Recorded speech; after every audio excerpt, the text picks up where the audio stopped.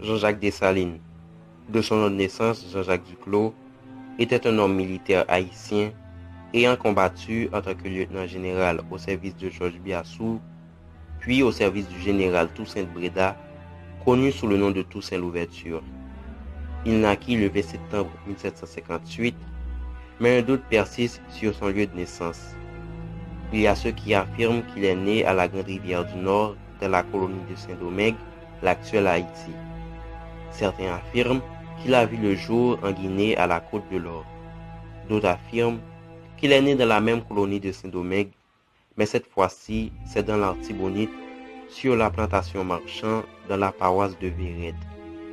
Il était d'abord esclave à Saint-Domingue, dans l'habitation de Henri Duclos.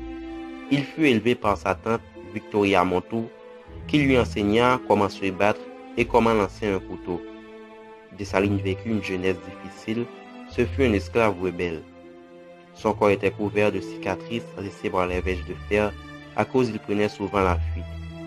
Il travailla dans la plantation jusqu'à l'âge de 30 ans, puis il devint affranchi et s'installa dans la plaine du Nord.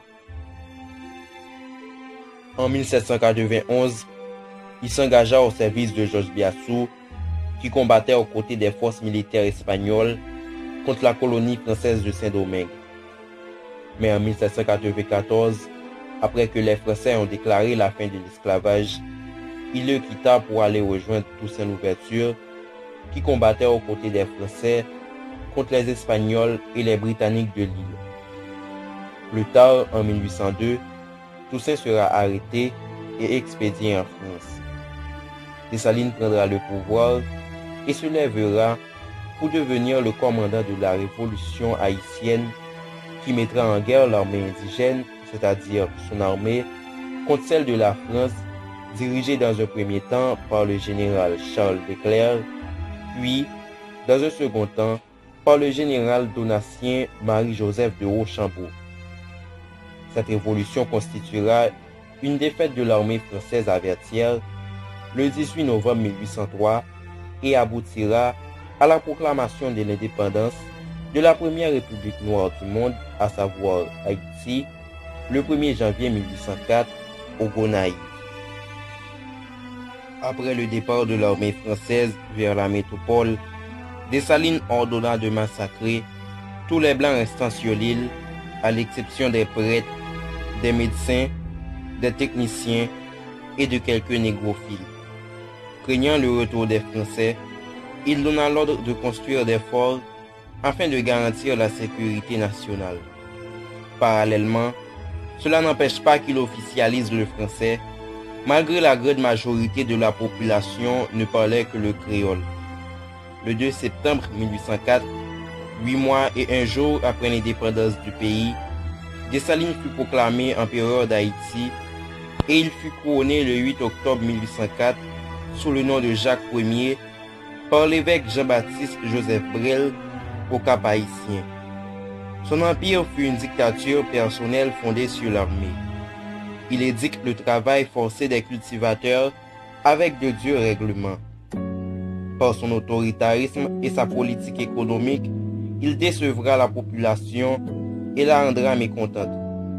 En 1806, les habitants du sud du pays se révoltèrent contre sa politique de vérification des titres de propriété qui dépossédait plusieurs anciens libres de terre dont il se disait propriétaire.